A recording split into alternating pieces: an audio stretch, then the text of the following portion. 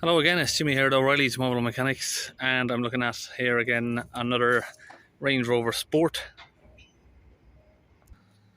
So, a little story behind this vehicle is I cleaned the DPF on this about a month ago. Now the issue has come back. Problem is this customer has come from a fair while away. He's driven like 150 miles to come down to me. So he was a little bit hesitant to come back for the second time, as you'd imagine. Got this sign here, exhaust filter full.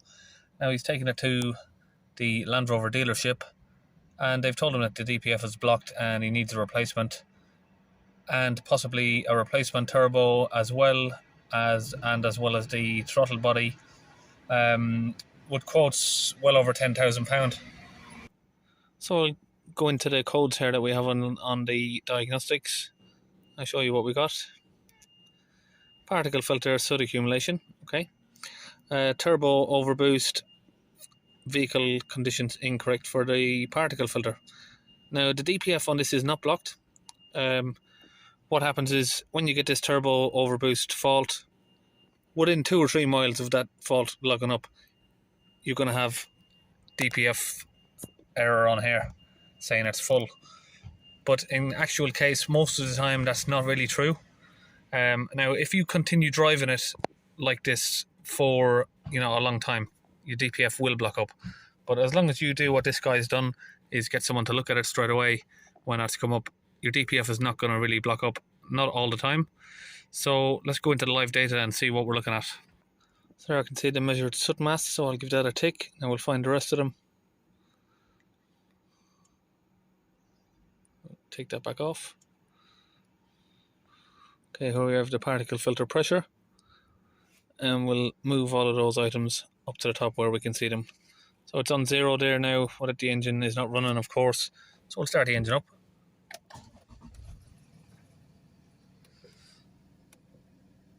You can see there we have 1 kPa, which is not blocked whatsoever, literally not blocked whatsoever at all. 1 kPa is like the minimum that you're ever going to get with a vehicle running. That's as unblocked as it can get. So if we rev it all the way up, as far as it goes, just 3000 RPM, we still only have 7 kPa, again, which is extremely low pressure. So the DPF's 100% definitely not blocked, and it's not full. So what we need to do now is figure out why the turbo overboost is there. Now there can be a few different issues for that. One of them is a truck's stuck throttle body flap in here. The map sensor can be dodgy, and the oil separator, that can be faulty.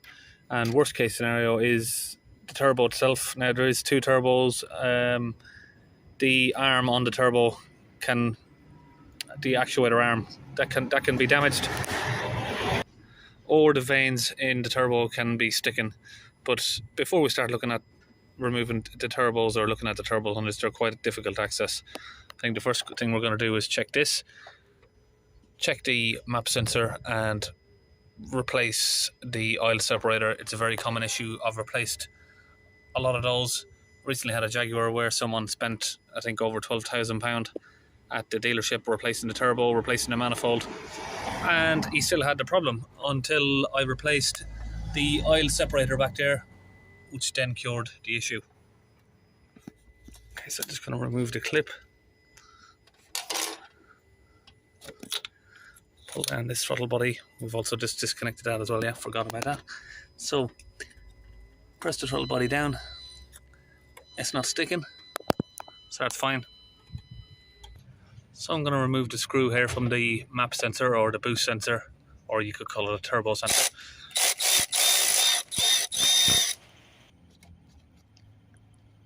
Just need to give it a little bit of a wiggle. I've got it out.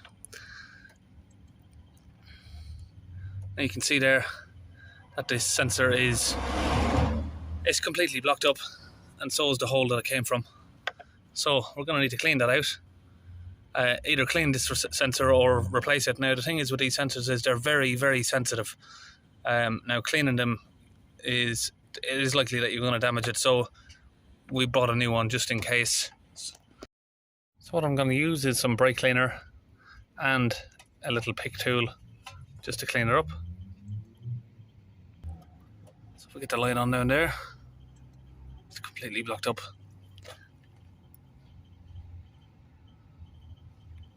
Get the pick in there.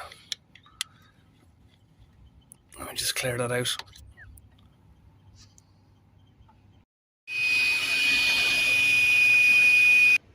So I'll just use that hoover there with a little hose attachment just to clean out any of those, as they were quite big chunks of carbon. Just get them out of the way. I'll just pull off that sensor there just by pressing the little plug. So I'll just get a little pick now, and you can, if you've got your own one you want to try cleaning it, you just use a little pick. You don't want to go in too far with this pick because you don't want to damage the element inside. Just pick away that first bit like that, and then you can just use a bit of brake cleaner on it.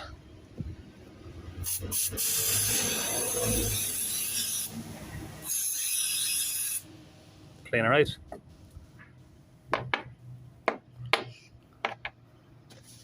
But as we've already got a replacement here for it, we are going to fit the new replacement anyway, just so we know this one's going to work.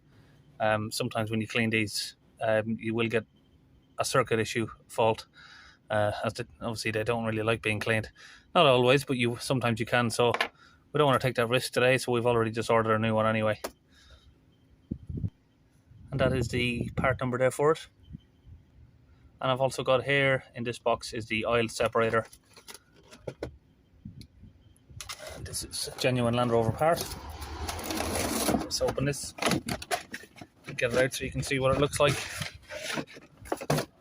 Just that part there. And here we have two seals for the oil separator as well.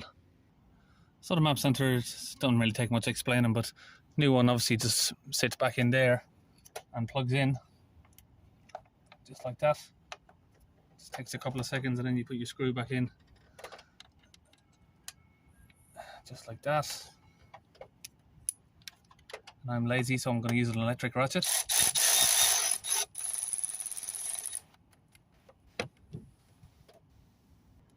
So just here we have a little cable that we can just wiggle loose.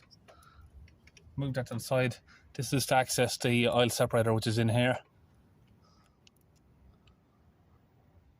So we get it in there to show you a little bit better. We're going to need to remove this clamp from this pipe here. Basically, that's about all that's connected to it. And then we're going to have to prise it up from the rubber seals. There's nothing holding it in. It's just pushed into the rubber seals. We just need something to wedge under it and lift it up and open. This is probably the most fiddly part. We need to open this. Once we've got it wedged up, we will remove the oil filter housing to allow us to get it out without moving any of these plastic cowlings that go above it. Without removing the oil filter, you can't get it out unless you remove all of this. So what I'm doing here now is just got a pair of long nose pliers on them clips, and I'm just twisting them around just to where you can access them a little bit better.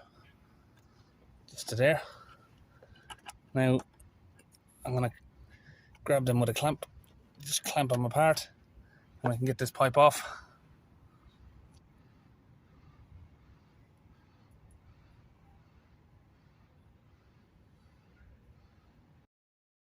So now I've got that loose there, just push it off, it's off the tube. And I'm just using this interior pry tool here, it's a trim tool, just to push down against the filter housing there and push the separator up from where it sits. It just sits in some little rubber seals down the bottom, so that's loose now. But we can't get it out. You see, we can't get that out without removing that oil filter housing, or remove all of this cowling and lift it up and those braces and everything. So we don't want to do that. We'll just remove the oil filter cover there and get it out. And that's a 32mm socket. So we'll just get that over there.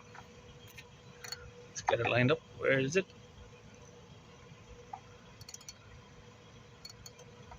There we go.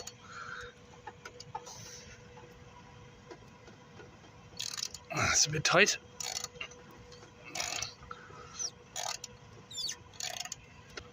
So now we've loosened it up, we just let it sit for a minute there, let any of the oil drain out of it.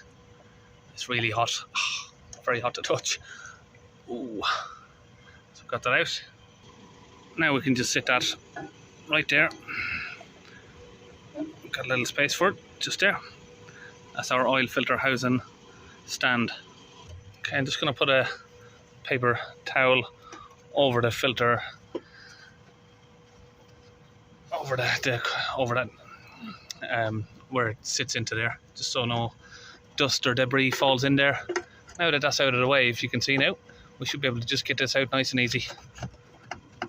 A little bit of fiddling, so just need to press it down a bit there like that, and it comes out from the top.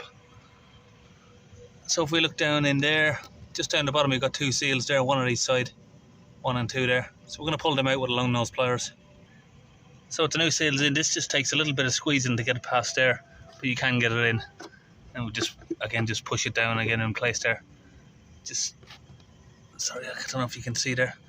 Just goes into that little centerpiece goes in the aluminium block there, and back down the bottom into the seals. Just need to push it down tight. Okay, that's all back together. Now we can take it for a test drive. So first I'm going to clear all of these codes.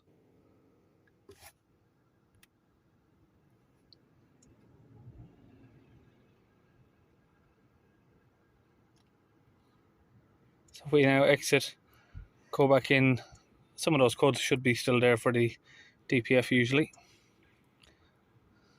No, so we're cleared on that. So now let's take it for a test drive. Normally we'd have to reset the DPF values there to get, or do a regen to get that fault to disappear, but it may come back once we've got the engine running. Let's see. So we're low on fuel already, we can see.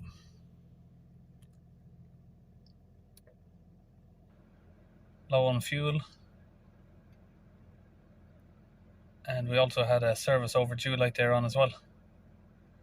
I don't know why it's not coming back up now. Maybe it just gives you that message once. So we're just taking it on our test run. So you noticed that there was a NoxExceedance there. And we've got a warning there for the fluid that's too low. So what I'm going to do just for now is reset the NOx sensor. So turn the ignition on and off there for that. Now what can happen here with this as well is that the actual AdBlue injector can be blocked. A lot of people will go into replacing NOx sensors or ripping apart the whole AdBlue system. NoxExceedance, of course, it can be triggered off by a blocked AdBlue injector, which is very common. I've never seen an AdBlue vehicle that didn't have a blocked AdBlue injector, so if you've got one, it's definitely worthwhile ripping it off and giving it a clean. If it's blocked, of course it will cause NoxExceedance because you're not getting no AdBlue into the catalytic system. Okay, so that's successful. Now we'll read the trouble codes. And that's the only code we've got there. Now we've been on about a 15-minute drive, I think, or something like that. So NoxExceedance there, that's the only one that's coming up. So we're going to clear that now and it should stay off this time. So we're going to take it on another test drive again, and we're going to do some full accelerations just to test the overboost on the turbo.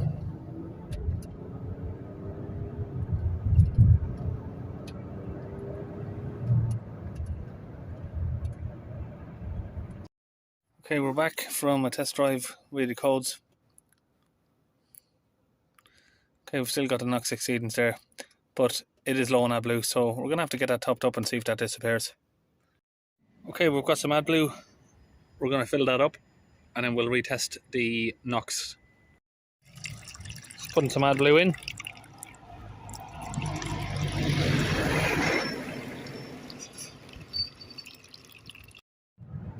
So now if we look at the live data here, the grams of soot. Now this is not a regeneration. I'm not doing a dynamic regen. It's just live data. If you look at that, it started off at 10.5. You can see there it's lowering. It's down to 1.3 grams there now. You can see the DPF pressure there is only on 2 kPa while we're driving. Very low. 1.1 grams. Okay, so there are 10 miles or so. Test drive done. check the codes. AdBlue fault, NOx is gone. And that was just from cleaning the AdBlue injector and refilling the AdBlue there. So that's that all done. And also, obviously, of course, we've done a 10 or 12 miles test drive. The overboost fault hasn't come back, or the DPF one hasn't come back. Now, we haven't cleaned the DPF again. That was fine. We haven't looked at or touched the turbo. All we've done is replace the oil separator and the map sensor, boost sensor, and we have refilled the AdBlue injector there. So we had NoxExceedance, Turbo Overboost, DPF full, and you know, I've had dozens of customers now with the same problem, and they're going to the Land Rover garage. They're quoting them for a new turbo, new DPF, new AdBlue injector, new AdBlue pump, AdBlue tank, and they're getting hit with quotes of up to 12 grand for that sort of stuff. And that there, it's all just been fixed in a couple of hours, a couple of £100 worth of parts, and the AdBlue system there didn't need any parts whatsoever. So that's it, it's all done. So now I'll see you on one of the next videos.